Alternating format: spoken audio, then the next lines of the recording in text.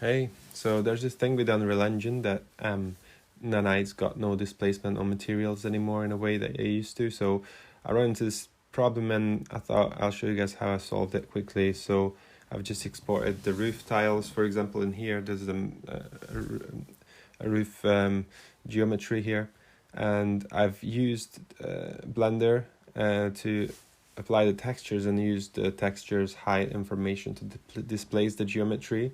Now you're gonna need like quite a lot of geometry for this, quite a dense mesh to get a good kind of a displacement going on. But with Nanite and Unreal Engine, when you import it back, it should handle very well, as you'll see.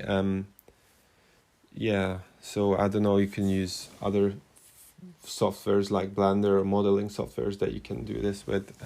I thought this was a good way out to go around this problem. The solutions I found online was to like model the tile and put it in an array and all that kind of solutions, which sounds good too. But this looked like a better option. And then once you need to re-import the mesh that you've displaced, let's say in Blender. And the materials were off, so I had to create new materials for it, but it wasn't big of an issue. And yeah, there you go.